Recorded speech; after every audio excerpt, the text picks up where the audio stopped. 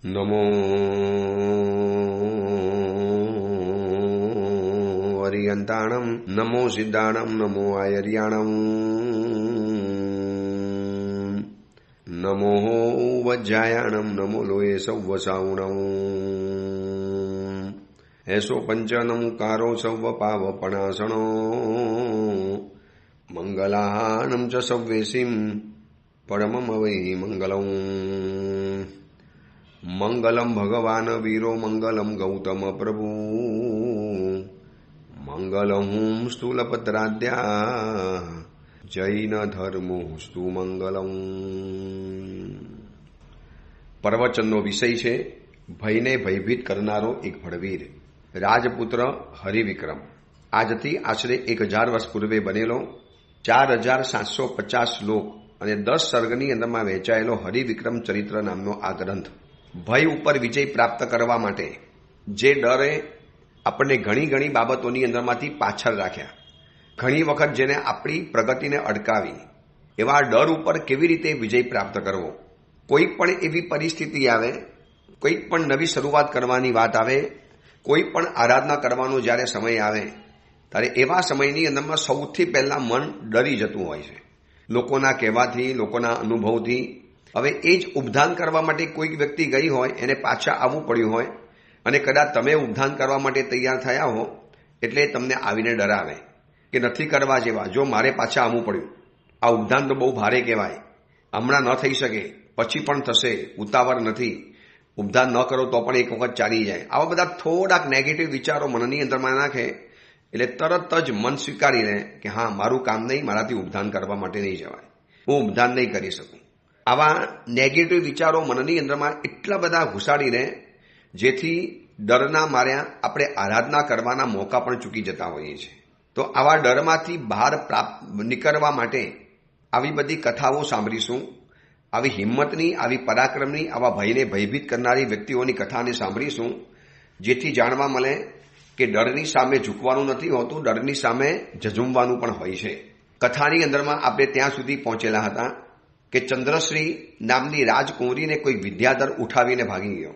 અચાનક જ એને વિદ્યાધર લઈને ભાગી ગયો. એના કારણે રાજા રાણી અતિશય દુઃખી થયા, રાજા રાણી અત્યંત દુઃખી બની ગયા. હવે એ લોકોના દુઃખને દૂર કરવા માટે રાજપુત્ર વીરસેને એક બીડું ઉઠાવ્યું, એક પડકાર ઝીલી લીધો, પારકી વ્યક્તિઓના કારણે પોતાની જાતને દુઃખની અંદરમાં નાખી દીધો. આવા પરોપકારી માણસો આ ધરતી ઉપર ઓછા નથી, હજારો સેંકડો માણસો છે કે જે પરોપકાર કરવાનો મોકો મળે અને બધું જ છોડી દેવા તૈયાર થતા હોય છે. આવા કેટલાય સાવક સાવિકાઓ પણ અમે જોયા છે, આવી કેટલી પણ વ્યક્તિઓ અમે જોઈ છે.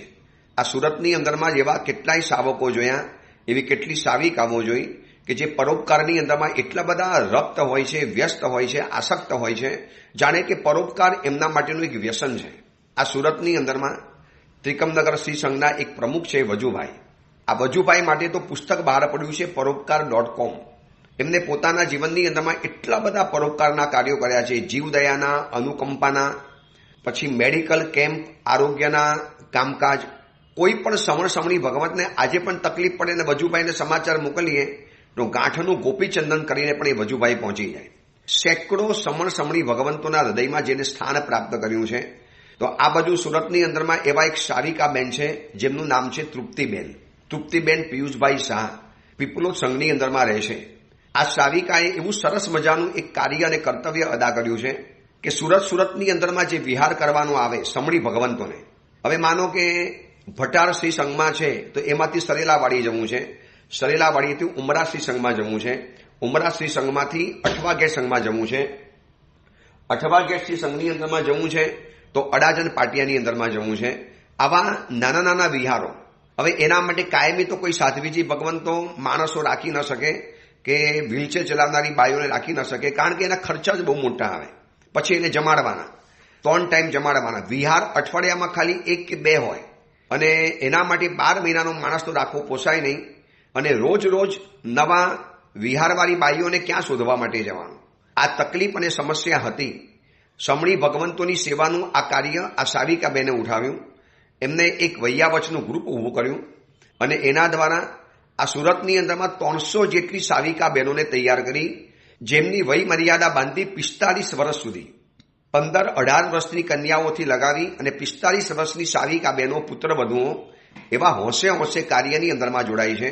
એવી સુખી સંપન્ન પરિવારની આ પુત્રવધુઓ, આ દીકરીઓ, આ બહેનો, આ સન્નારીઓ, આ સાવિકા બહેનો સવારના વિહાર માટે આવી જાય, એમને ફોન આવી જાય એટલે સમયસર આવી જાય, એક બેન મૂકવા માટે આવે, વળી પાછી એ લોકોને લઈ જાય અને ઘરનું બધું જ કામકાજ છોડીને પતિ છે, પુત્રો છે, ઘરમાં પરિવાર છે, જવાબદારી છે, આ બધું જ હોવા છતાં પણ એક સમણી ભગવંતને આ જગ્યાએથી આ જગ્યાએ વિહાર કરાવવાનો, વિહાર કરાવીને પહોંચાડી દેવાના, વ્હીલચેર યોગ્ય જગ્યાએ મૂકી દેવાની, એમનો સામાન ઉપાસેમાં મૂકી દેવાનો અને ગુરુવંદન કરીને પછી નીકળવાનું.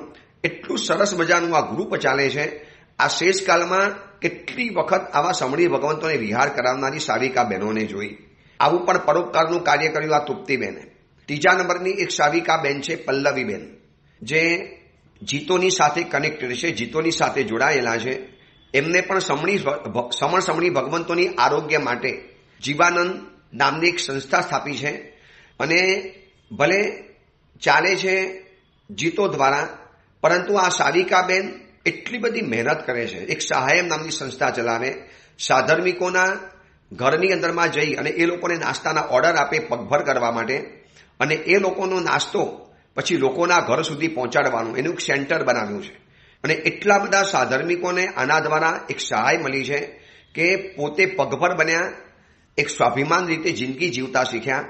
આવા તો સુરતની અંદરમાં કેટલાય કાર્યકર્તાઓ છે, આવા સાવક સાવિકાઓ છે કે જેવા પરોપકારના કાર્યો કરે છે. આ વીરસેન પણ એવો જ છે. હવે ચંદ્રસિંહ પોતાની કાંઈ નથી, હજી પત્ની પણ નથી બની, હજી ખાલી એને ખાલી વીરસેન ઉપર આસક્ત થઈ છે, એને એની ઉપર પ્રેમ ઉભો થયો છે, હજી તો વાતચીત પણ નથી થઈ. પરંતુ એક રાજા રાણીનું દુઃખ અને એક યુવાન કન્યા અપહરણ થઈ જાય ત્યારે એની સાથે શું થઈ શકે એ વિચારી અને પોતે શોધવા માટે નીકળ્યો છે. અને શોધવાની કન્ડિશન કેવી છે? નથી કોઈ દિશા, નથી કોઈ ડેસ્ટિનેશન, નથી કોઈ એડ્રેસ, નથી કોઈ સરનામું, નથી કોઈ નિશ્ચિત સ્થાન, નથી કોઈ ઈશારો કે આ જગ્યાની અંદરમાં જઈ શકાય. માત્ર એક સુકન લઈ અને દક્ષિણ દિશા તરફ ચાલવાનું શરૂ કર્યું. સરોવરના કિનારે પહોંચ્યો, પાણી પીધું, સ્નાન કર્યું અને બેટ ઉપર રહેલો એક મહેલ એને જ્યારે જોયો, એમાંથી સંગીતનો અવાજ સાંભળ્યો એટલે જવાનું કુતૂહલ થયું, જવાનું મન થયું. હવે જવું કેવી રીતે? એટલું વિરાટ સરોવર છે, એમાં અગાધ પાણી છે, તરીને કદાચ જઈ શકાય એમ નથી. તો કોઈ સાધન, રસ્તો તો છે જ નહીં આજુબાજુમાં. પાણીની વચની અંદરમાં બેટ અને બેટની ઉપર રહેલો મહેલ, આજુબાજુની અંદરમાં જલરાશિ, આજુબાજુની અંદરમાં લહેરાતું પાણી. હવે આમાંથી આગળ કેવી રીતે વધવું? અને બરાબર એ સમયની અંદરમાં એક જંગલી હાથી પાણી પીવા માટે સરોવરની અંદરમાં આવ્યો. હવે કેળવાયેલો હાથી અલગ હોય અને જંગલી હાથી અલગ હોય. કેળવાયેલા હાથીને એટલે જંગલના હાથીને પકડી અને પછી એને કેળવે, એને માનવ સભ્યતાની સાથે કેવી રીતે રહેવું જરા એને સમજાવે, યુદ્ધની અંદરમાં કેવી રીતે કામ લેવું એ બધું સમજાવ્યું હોય. આ તો જંગલી હાથી પોતાની મસ્તી અને તોરની અંદરમાં હોય, પોતાને જંગલનો રાજા સમજતો હોય, એટલે એને વશ કરવો કંઈ ખાવાના ખેલ નથી. પણ એ મહેલ સુધી પહોંચવું હશે તો હાથીની પીઠ ઉપર બેસીને જઈ શકાય. આટલો વિરાટ હાથી પાણીની અંદરમાં તરી શકે, ચાલી પણ શકે. એટલે હાથીની પીઠ ઉપર બેસી અને જો એ બેટ ઉપર પહોંચી જવાય ને પછી એ મહેલનું નિરીક્ષણ કરી લેવાય. હવે અજાણ્યો મહેલ છે, મહેલની અંદરમાં કોણ રહેશે એ પણ ખબર નથી. મહેલની અંદરમાં જતાની સાથે આક્રમણ થાય, ઉપદ્રવ પણ થાય, કાંઈ પણ થઈ શકે એમ છે. પણ આની હિંમત જોજો. આ વ્યક્તિની એક એટલે અહીંના બધા જ પાત્રો એવા બતાવે છે કે કાર્ય કરવું છે તો પછી ડરવાનું નહીં, હિંમતથી કામ કરી જ લેવાનું. અને આપણે એવા છીએ કે ડગલે પગલે આપણે ડરતા જઈએ. હું તમને રોજ ઉપધાર માટે પ્રેરણા કરું છું, પણ હજી લોકોના હૃદયની અંદરમાં ભાવ ઊભો નથી થતો કે ચલો અમારા પોતરાને, અમારા દીકરાને, અમારા પરિવારને, અમારા દીકરા દીકરીઓને, અમારા સગા સંબંધીઓને આ સમર વેકેશનની અંદરમાં છોકરાઓ એમને રખડી ખાશે અને જ્યાં ત્યાં ફર્યા કરશે. ચલો એના કરતાં આ વખતે ગુરુદેવના ઉપધાનની અંદરમાં મોકલવાની કોશિશ કરું. અગર તમે નથી આવી શકતા તો તમારા કોઈ પરિવારજનો, તમારા કોઈ સગા સંબંધી, એને ઓનલાઈન ફોર્મ ભરી દેવાનું.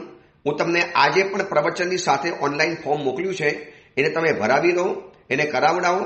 પરંતુ સીધી જ વાત આવશે કે ઉનાળાનું શું કરવાનું, ગરમીનું શું કરવાનું.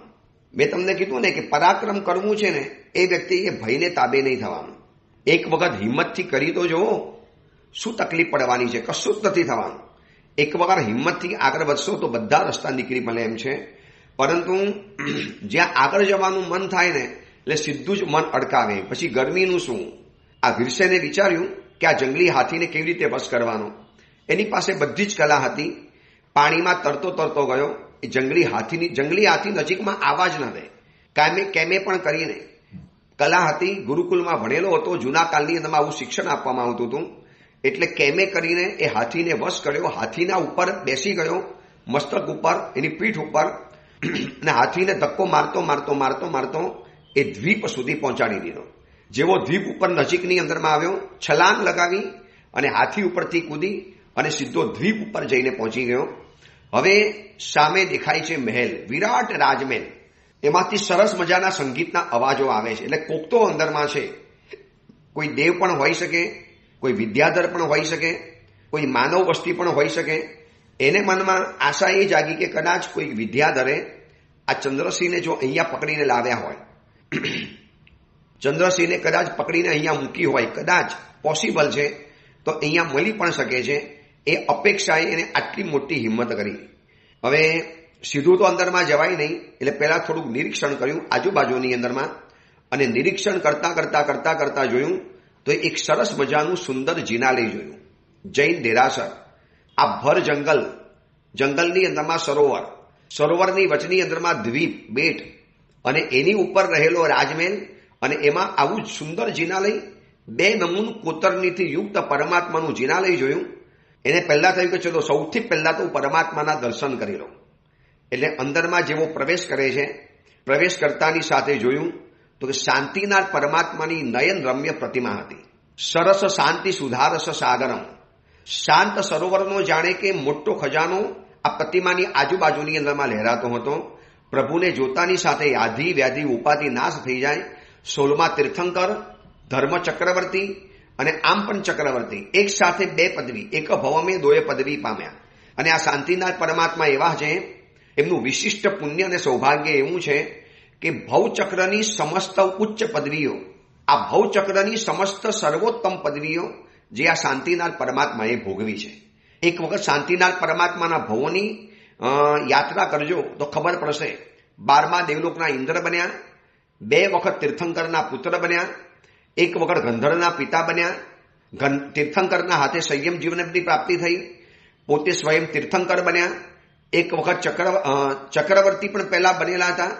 જેટલી પણ ઉચ્ચ પદવીઓ છે, 1 વખત પોતે સ્વયં બલદેવ બન્યા.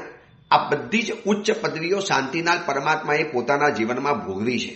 અને શાંતિનાથ ભગવાન જ્યારે ચક્રવર્તી બન્યા, બાકી બધા ચક્રવર્તીઓને 12 અઠ્ઠમ કરવા પડે ત્યારે 6 ખંડ સાધી શકાય છે. 1 ખંડ સાધવા માટે 2 અઠ્ઠમ, ટોટલ 12 અઠ્ઠમ કરવાના ચક્રવર્તીને પૌષદમાં રહેવાનું, આરાધના કરવાની, પછી માગધ વરદામ વગેરે જગ્યા ઉપર જાય, ત્યાં બાણ ફેંકે, એ બાણ એની સભાની અંદરમાં જઈને પડે. પછી એ લોકોને ખબર પડે કે કોઈ ચક્રવર્તી જન્મ્યો છે, એટલે એની સેવા માટે આવે.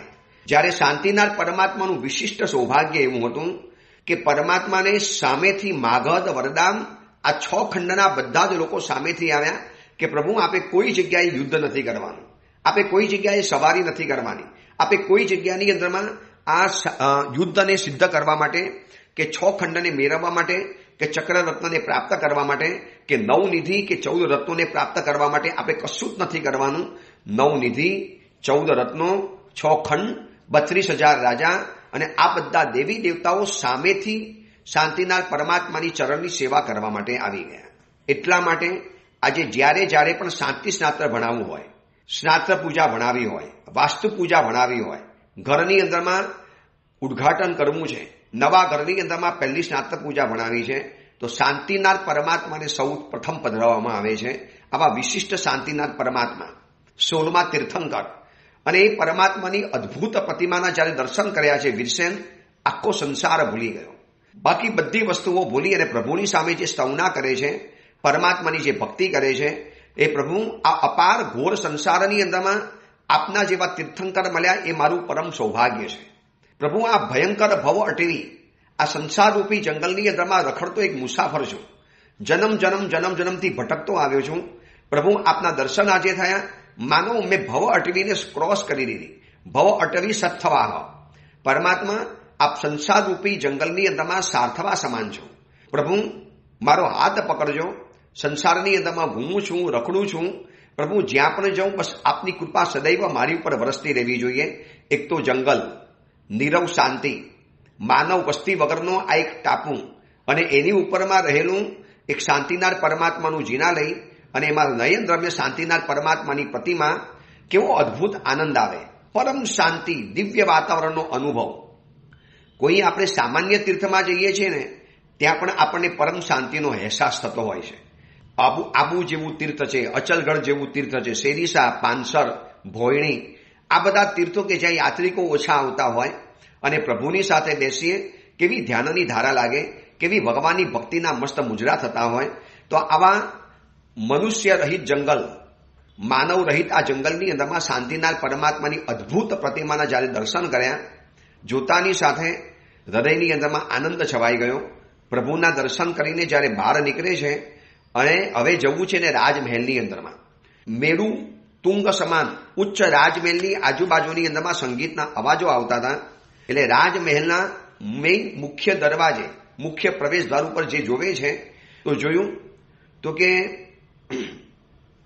એ રાજમહેલના મુખ્ય હોલની અંદરમાં, એ રાજમહેલના મુખ્ય જગ્યાની અંદરમાં કેટલીક વિદ્યાધરની સ્ત્રીઓ, એ રાજમહેલના ચોકમાં વિદ્યાધરની સ્ત્રીઓ ગીતો ગાઈ રહેલી છે, નૃત્ય કરે છે, પરમાત્માની ભક્તિ કરી રહેલી છે. એટલે એ લોકોને ખલેલ ન પહોંચે એટલા માટે સીધો અંદરમાં પ્રવેશ ન કર્યો.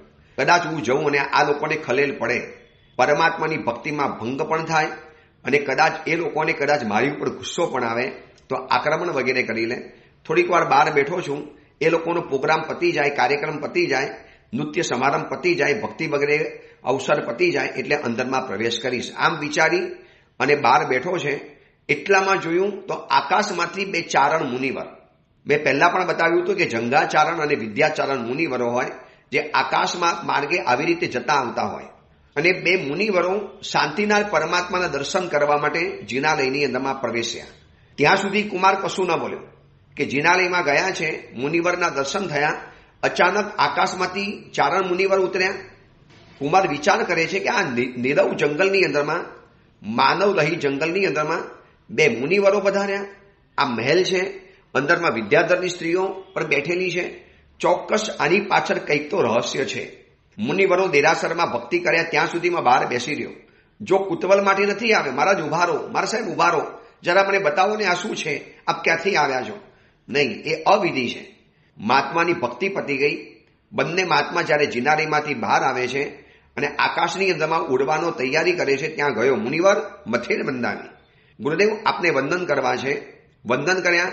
બંને મુનિવરોએ ધર્મલાભના આશીર્વાદ આપ્યા. આ મુનિવરની નિષ્પૃહતા જોજો, આ મુનિવરની અધ્યાત્મની ઊંચાઈ જોજો. એક પણ જાતનું કુતવલ નથી. કોણ છો, ક્યાંથી આવ્યા છો, શું નામ છે તમારું, કયા ગામના છો, અહીંયા કેમ આવવાનું થયું, આવું કોઈ પણ જાતનું કુતવલ મુનિવર નથી બતાવતા. મુનિવરે ધર્મલાભ આપ્યો અને મુનિવર તો અધ્યાત્મની મસ્તીમાં હતા અને જે અધ્યાત્મની ઊંડાઈમાં ઉતરેલો છે એવી વ્યક્તિઓને કોઈ પણ જાતનું કુતવલ ખરી પડ્યું હોય. જેમ પાનખરની અંદરમાં વૃક્ષ ઉપરથી પાંદડા ખરી પડે એમને કુતવલ ખરી પડ્યું હોય. કોણ હશે, શું હશે, રોડ ઉપરથી જતા હોય અને મોટો વરઘોડો પસાર થતો હોય તો પણ એના તરફ જોવાનું મન ન થાય. એટલા બધા નિષ્પૃહ હોય, એટલા બધા નિરીહ ચિત્ત હોય, એટલા બધા એકાંતની ઉપાસનાની અંદરમાં સરી પડ્યા હોય કે મુનિવરને આવા બધા કુતવલ થાય જ નહીં. સાચો આધ્યાત્મિક આને કહેવાય. ખાલી અધ્યાત્મની દિશના આપી દેવી કે અધ્યાત્મ દિશના દાતા બની જવું કે અધ્યાત્મ સમ્રાટ બની જવું કે નિશ્ચય લઈને વાતો કરી લેવી કે પછી સમયસાર અને ગોમટસાર કે જ્ઞાનસાર અને પ્રવચનસાર આ બધાની વાતો ગોખણપટ્ટીની જેમ બોલી જવી એ વાત અલગ છે અને સાચું અધ્યાત્મ જીવવું એ વાત અલગ છે. અધ્યાત્મ બોલવું તો બધાને ફાવે, બોલવાની શક્તિ મળી છે, બધા જ બોલી શકે અધ્યાત્મ ઉપર, પણ સાચું અધ્યાત્મ એને કહેવાય કે ન એને ફોટામાં રસ હોય, ન એને વિડીયોની અંદરમાં રસ હોય, ન એને પોતાના ગુણગાન ગાવાની અંદરમાં કે ગવડાવવામાં રસ હોય. પોતાના ગુણગાન ગવાતા હોય તો બીજાને ચૂપ કરીને ભૈયા કશું જ ન બોલાય મારા માટે. સાચો અધ્યાત્મનો યાત્રિક આને કહેવાય. આજે એટલા બધા અધ્યાત્મના ગુરુઓ ફૂટી નીકળ્યા છે કે સાચું અધ્યાત્મ જોવા માટે જવું હોય તો આવા જંગલમાં આવા મુનિવરો પાસે જોવા માટે મળે. અને આવા જંગલની અંદરમાં એક આવા દિવ્ય સ્વરૂપવાન, દિવ્ય તેજસ્વી એક વિશિષ્ટ જાતના રાજપુત્રને જોયો છે, એનું આવું સુંદર રૂપ છે, એનું અદ્ભુત પરાક્રમ છે, એ પરાક્રમનું તેજ એના શરીર ઉપર શોભી રહેલું છે, છતાં પણ મુનિવરના મનની અંદરમાં કુતૂહલ નથી, પૂછવાની વાત જ નથી. બંને મુનિવરો અધ્યાત્મના ઊંડા સરોવરના મરજીવા હતા. મુનિવરને વંદન કર્યા અને એ પૂછે છે, હવે વીરસેન, મુનિવર તો નહીં જ બોલે પણ વીરસેનને કુતૂહલ હતું. મુનિવર, હું આપને વંદન કરું છું. અને મુનિવરે જોયું કે યોગ્ય યુવક છે, એટલે મુનિવરે એને ધર્મ દેશના પણ આપી. સૌથી પહેલા તો એને વિનંતી કરી કે ગુરુદેવ મને ધર્મ ઉપદેશ આપશો, થોડીક વાતો મને સમજાવશો. એટલે મુનિવરે ધર્મ ઉપદેશ આપ્યો કે માનુભાવ, આ અપાર અને અફાટ આ સંસારનું પરિભ્રમણ આપણું છે. 84 લાખ જીવ યોનિની અંદરમાં મારો તમારો આત્મા ભટકી રહ્યો છે. દરેક જન્મની અંદરમાં જીવન બનાવ્યું, શરીર બનાવ્યું, પરિવાર બનાવ્યો, ધન દોલત બધું ભેગું કર્યું, આખરે મૂકીને રવાના થઈ ગયા. એ બધી વસ્તુઓ તો ત્યાં રહી ગઈ, પણ એ વસ્તુઓને મેળવવાની અંદરમાં જે કર્મનો બંધ થયો એ આપણી સાથે ચાલ્યો. એને વળી પાછો નવો સંસાર વધાર્યો, વળી પાછા નવી દુનિયામાં ગયા, તિર્યંશની દુનિયામાં ગયા, ત્યાં પણ નવો એનો સંસાર વધાર્યો. દેવોની દુનિયાની અંદરમાં ગયા, ત્યાં પણ એનો સંસાર વધાર્યો. મનુષ્યોની દુનિયામાં તો પાર વગરનો સંસાર વધાર્યો. નરકની અંદરમાં ગયા પછી પણ પરિણામ બગાડ્યા, અધ્યવસાય બગાડ્યા, પરમાધામી ઉપર ભયંકર ક્રોધ કર્યો, દુર્ભાવ કર્યો. એના કારણે પણ એક નવો સંસાર વધ્યો. દરેક ગતિની અંદરમાં સંસાર વધારવાનું કામ કર્યું. તો મહાનુભાવ, સંસાર ક્યારે ઓછો કરીશું? આ મનુષ્ય ગતિ જેવી છે કે જ્યાં સંસારને સમાપ્ત કરી શકાય છે અને સંસાર ઉપર પૂર્ણ વિરામ મૂકી શકાય છે. મહાનુભાવ, આ મનુષ્યનો જન્મ મળ્યો છે તો આના માટે જ મળ્યો છે. થઈ શકે તો સંયમ જીવનમાં આવી જાઓ, મુનિ જીવનમાં આવી જાઓ, સમણ જીવનને જીવી લો. નિરીહ અને નિષ્કંચન બની, નિસ્પૃહ બની, સંસારના સર્વ ભાવોને છોડી, આ અસાર એવા સંસારના દરેક પદાર્થો છે, અનિત્ય પદાર્થો છે, અસરણ પદાર્થો છે, કોઈક આપણને કામ નથી લાગતું. થોડું ઘણું આપણને જે મજા આવે છે ને એ આપણી એક અનાદિની સંસ્કારોની ખણજના કારણે, બાકી હકીકતમાં કોઈ આમાં મજા નથી. અને મહાનુભાવ, એ કદાચ ન ફાવે તો સાવક જીવન પણ જીવી શકો છો. આ બધો ઉપદેશ સાંભળ્યો, પ્રેમથી સાંભળ્યો. એક જંગલનું નીરવ વાતાવરણ, નિસ્તબ્ધ સમય, અદ્ભુત મુનિવર અને મુનિવરનો સુંદર ઉપદેશ, હૃદયની અંદરમાં એવો સોંસરો ઉતરી ગયો. ગુરુદેવ, આપે કીધી બધી વાત બરોબર છે, હજી એટલું બધું મારું પુણ્ય નથી જાગ્યું કે હું સમણ જીવનની અંદરમાં આવી શકું, સંયમ જીવનને સ્વીકારી શકું. ગુરુદેવ, સાવક જીવન જીવવાની પૂરી કોશિશ કરીશ. ગુરુદેવ, મારો એક સવાલ છે કે આ ભર જંગલ, એમાં આવું દિવ્ય સરોવર, એની ઉપર આવું બેટ અને એની ઉપર આવું સુંદર જિનાલય કોણે બનાવ્યું?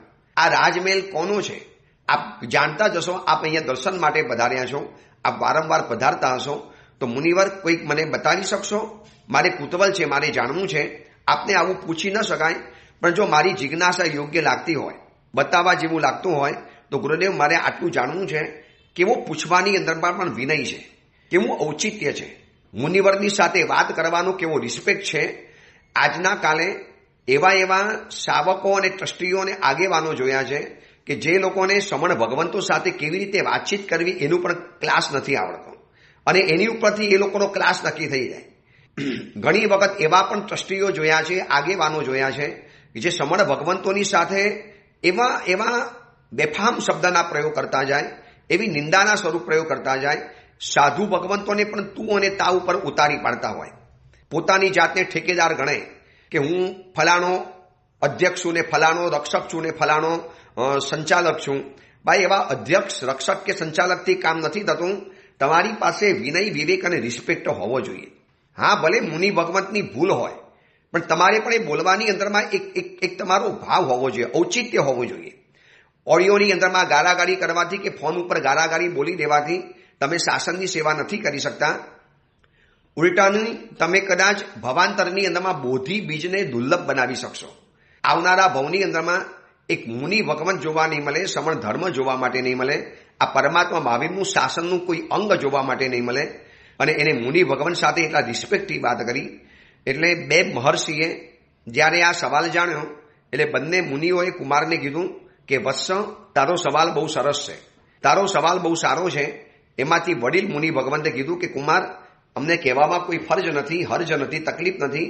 આમાં ઉલટાનો તમને બોધદાયક તમને વસ્તુ જાણવા માટે મળશે. સાંભળો. એટલે મુનિવર જવાની તૈયારી કરતા હતા. એમાં મુનિવર બેઠા, આ બાજુ રાજપુત્ર વિરસેન પણ બેઠો, અંદરમાં સંગીતના મુજરા ચાલે છે. તમે ખાલી કલ્પના કરો ને, આંખ મીચીને આપણે કલ્પના કરીએ, એક ભયંકર મહાઅટવી છે, વૃક્ષોથી લહેરાતી છે, દૂર દૂર પર્વતોની હારમાળા છે, એની અંદરમાં એક નાનકડા સમંદર જેવું લહેરાતું સરોવર, સરોવરની વચની અંદરમાં દ્વીપ, દ્વીપની વચની અંદરમાં સુંદર મેરુતુંગ પર્વત જેવો રાજમહેલ, અને એની બાજુની અંદરમાં સુંદરતમ જિનાલય અને પરમાત્મા શાંતિનાથની પ્રતિમા, અને એના બહારના ઉપત્યકાના ભાગની અંદરમાં નિર્મલ જગ્યા, સ્વચ્છ વાતાવરણ અને નિસ્તબ્ધ વાતાવરણ. એની અંદરમાં મુનિવરે જ્યારે કહેવાનું શરૂ કર્યું કે માનુભાવ, હે સુગ્ન શ્રાવક, પરમ આનંદને આપનારી આ મંદિરની ઉત્પત્તિની કથા જાણવા જેવી છે. અને વિરસેનના સવાલની સામે મુનિવર આ જિનાલયની ઉત્પત્તિની કથા બતાવે છે કે વત્સ સાંભળો, આ ભૂમિ ઉપર જીનેશ્વર પરમાત્માની વાણી પ્રમાણે બહુ પ્રાણીઓના વિચારથી અને પણ જાણવાને અશક્ય એવું વિદ્યા નામનું મોટું જંગલ છે. એટલા બધા પ્રાણીઓ ત્યાં વિચરે છે અને માણસના મગજમાં વિચાર સુદ્ધા પણ ના આવે એવી બધી વસ્તુઓ ત્યાં અપાર જોવા માટે મળે એવું વિદ્યા નામનું મોટું જંગલ છે. અને જે અરણ્યની અંદરમાં વૃક્ષો પણ મુનિના પ્રમાણે તાડ તડકાને સહન કરે છે. જે મુનિ તાડ તડકાને સહન કરે એવી રીતે પણ એ સહન કરે છે. પોતાની છાયા એનાથી અનેક જીવોને શીતળતા અને સાતા આપે છે. એવા એક વિદ્યા નામના જંગલની અંદરમાં એક મોટું ઘેઘૂર વટવૃક્ષ હતું, જેનો ઘેરાવો એટલો મોટો હતો કે જેનો છેડો અથવા તો એનો મૂળ મુખ્ય ભાગ કયો છે એ પણ પારખવામાં ખબર ન પડે. અને એવા વિશાળ વટવૃક્ષ ઉપર એક આખો પોપટોનો પરિવાર રહેતો હતો. પોપટ, ગ્રીન કલરના જે પોપટ આવે, નીલકંઠ પોપટ, બધા પોપટો એ વટવૃક્ષ ઉપર રહેતા હતા. એક અદ્ભુત જંગલ, અને જંગલની અંદરમાં આ વટવૃક્ષ, અને વટવૃક્ષ ઉપર આવા પોપટોનું આખું ઝુંડ રહેતું હતું, પોપટોનો આખો પરિવાર રહેતો હતો. એમાં પોપટની સ્ત્રીઓ, પોપટના પુત્રો, પૌત્રો, પરિવાર બધા સુખેથી રહેતા હતા. દિવસે જંગલની અંદરમાં ફરી આવે, મનગમતો ખોરાક મેળવી લેવાનો, મનગમતા ભોજનો વાપરી લેવાના. આ જંગલની અંદરમાં માનવોની વસાહતને પ્રવેશ નહોતો. એટલું ગીચ ઘાટ અને એટલું જંગલી પ્રાણીઓથી ભરેલું હતું, એટલે પશુ પંખીઓ અહીંયા નિરાતે જીવી શકતા હતા. માનવો આવતા નહોતા, એટલે કોઈ હિંસા થવાની વાત જ નથી. અને એટલા બધા જંગલ, એટલા બધા ફલફ્રૂટ, પંખીઓને ખાધે ન ખૂટે એટલો બધો ખોરાક, સરસ મજાનું સરોવર, ત્યાં જઈને પોતાની તરસ छिपाવીને. અને આ વટવૃક્ષ ઉપર એક એવો પરિવાર રહેતો હતો, જે પોપટ અને પોપટીને બે દીકરા હતા. અને આ બંને જે પોપટ દીકરા જે થયા ને, એ વિશિષ્ટ પ્રકારના પોપટ હતા, જેને કહેવાય છે રાજસુક. આ રાજસુકની વાત આપણે કુવલયમાલા ગ્રંથની અંદરમાં જાણી છે. પ્રતિબોધની કથા જે આપણે જાણી હતી, 5 મિત્રોની પ્રતિબોધ કથા કુવલયમાલા, એ કુવલયમાલામાં પણ આવી રાજસુકની વાત આવી હતી, કદાચ તમને યાદ હોય તો. એ રાજસુક આવા વિશિષ્ટ પ્રકારના પોપટ કહેવાય. આ એવા પોપટ છે કે જે માનવની બધી જ નકલ કરી શકે, એના જેવું જ બોલી શકે. તમને ખબર ના પડે કે આ માનવ બોલે છે કે પોપટ બોલે છે. એવા શુદ્ધ ઉચ્ચાર, એવા સ્પષ્ટ ઉચ્ચાર, એવા સ્પષ્ટ અવાજ અને એવો મીઠો રણકો, એવા વિશિષ્ટ પ્રકારના રાજસુક હતા. અને બંને હજી નાના હતા, અને એવા હતા કે આ કોઈ રાજાના મહેલની અંદરમાં શોભી ઉઠે. કોઈ રાજમહેલની અંદરમાં આ જાય તો એની શોભા, રાજમહેલની શોભા વધી જાય. આવા સુંદર મજાના બે નાનકડા આ પોપટો હતા, અને પતિ પત્ની રહેતા હતા.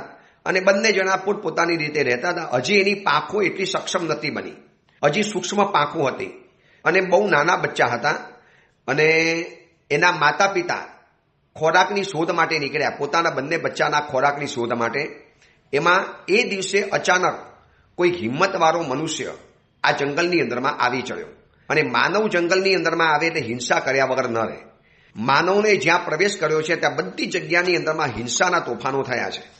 જે જગ્યાની અંદરમાં એકલા પશુઓ રહે છે, ત્યાં બચારા પશુઓ જિંદગી આરામથી જીવી શકે. અને માનવોએ પ્રવેશ કર્યો એટલે માનવ હિંસાચાર, એનો નગ્ન નાચ શરૂ થઈ જાય. જંગલો કાપવાની અંદરમાં જાય. જો હમણાં પણ ચાલે છે ને, અરવલ્લી પર્વતમાલાને બચાવવાનું આખું અભિયાન ચાલે છે. માનવે પોતાના સ્વાર્થ ખાતર આખું પર્યાવરણનો દાટ વારી નાખ્યો છે, પર્યાવરણને ખતમ કરી નાખ્યું, પર્યાવરણની પથારી ફેરવી નાખી. હવે એ જંગલની અંદરમાં એ પારધી આવ્યો. કેટલા વર્ષો પછી માનવ વસાહત વગરના જંગલમાં માનવ આવ્યો અને પશુઓનો શિકાર કરવા માટે આવ્યો. એને આ બે વિશિષ્ટ પ્રકારના રાજસુક જોયા. એ જોતાની સાથે ઓળખી ગયો કે આ વિશિષ્ટ પ્રકારના પોપટ છે, જો આને રાજાને વેચવામાં આવે તો બહુ કામ લાગે. એટલે માતા પિતા તો હતા નહીં, હજી ઉડી નતા શકતા, અને બંને પોપટોને એને પોતાની જારમાં ફસાવી નાખ્યા. હવે આગળ શું થાય છે? આ બંને પોપટો જારમાં ફસાયા. હવે આગળ શું બને છે, કેવી રીતે કથા આગળ વધે છે, એની વાત આપણે આવતીકાલે જોઈશું. એ જ મંગલકામના મંગલ ભાવના. જેના વિરુદ્ધ કાંઈ પણ બોલાયું હોય તો મિચ્છામી દુક્કડમ.